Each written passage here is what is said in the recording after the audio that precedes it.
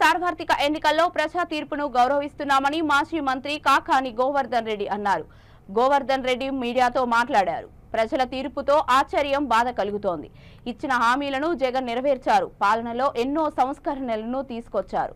ప్రజా తీర్పును అందరూ గౌరవించాలి. అధికారం ఉన్నప్పుడు ప్రజలతో ఏ విధంగా మమేకమయ్యామో అధికారంలో లేనప్పుడు ప్రజలతోనే ఉంటామన్న గోవర్ధన్ రెడ్డి. పార్టీ కోసం పనిచేసిన నేతలు, కార్యకర్తలకు అండగా ఉంటాం. ఎవరూ అధైర్యపడాల్సిన పని లేదని అన్నారు. ఓటమికి కారణాలను సమీక్షించుకొని ముందుకు వెళదాం. ప్రజలు ఎందుకో ఈసారి వైసీపీ వైపు మొగ్గు చూపలేదు. కార్యకర్తలకు ఎలాంటి ఇబ్బంది వచ్చినా కుటుంబ సభ్యులుగా భావించి అండగా ఉంటామని అన్నారు.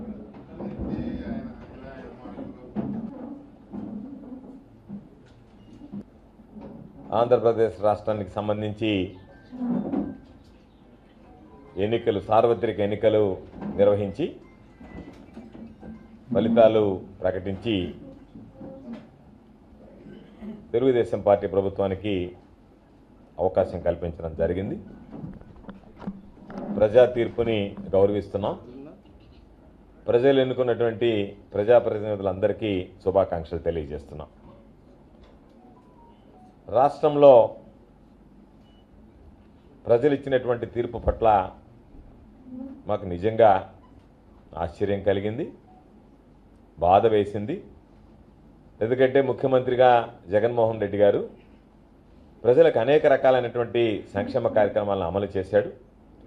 దేశంలో ఎక్కడ లేనటువంటి విధంగా సంస్కరణలకు నాంది పలికాడు.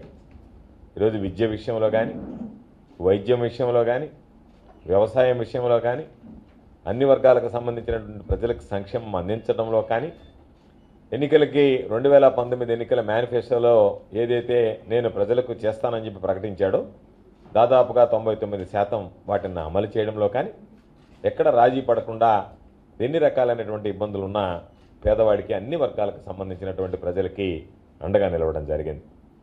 కాబట్టి అటువంటి పరిస్థితుల్లో ప్రజలు తీసుకున్నటువంటి నిర్ణయాన్ని అందరం గౌరవించాలి.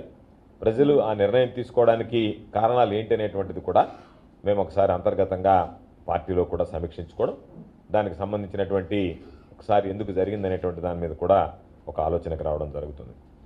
అయితే వైఎస్ఆర్ కాంగ్రెస్ పార్టీకి ఈరోజు అండగా నిలిచినటువంటి నాయకులు కావచ్చు, కార్యకర్తలు కావచ్చు, జిల్లాకు సంబంధించి పోరాడి ఈరోజు వైఎస్ఆర్ కాంగ్రెస్ పార్టీ అభ్యర్థుల గెలుపు కోసం తీవ్రమైనటువంటి కృషి చేయడం జరిగింది. వైఎస్ఆర్ కాంగ్రెస్ పార్టీ విజయానికి కృషి చేసినటువంటి ప్రతి నాయకుడికి, కార్యకర్తకి జిల్లా నాయకత్వం పక్షాన అందరికీ హృదయపూర్వకమైనటువంటి ధన్యవాదాలు తెలియజేస్తున్నాం. అదేవిధంగా అధికారం అనుభవించినటువంటి వ్యక్తులం, ప్రజలు ఇచ్చినటువంటి అవకాశంతో శాసనసభ్యులుగా ఉన్నటువంటి వాళ్ళం. మా అందరికీ ఆ గౌరవము, గుర్తింపునిచ్చినటువంటి వ్యక్తి మా నాయకుడు జగన్మోహన్ రెడ్డి గారు. కాబట్టి ఈరోజు అధికారం ఉన్నప్పుడు ఏ విధంగా అయితే ప్రజలతో మమేకమయ్యామో, అధికారం ఉన్నప్పుడు ప్రజలకు ఏ విధంగా అయితే సేవలు అందించామో, అధికారం లేకపోయినా ప్రజాప్రతినిధులుగా మెలిగినటువంటి వ్యక్తులుగా, పోటీ చేసినటువంటి వ్యక్తులుగా జిల్లాలో ఉండేటువంటి అందరితో కూడా మాట్లాడుకున్నాం.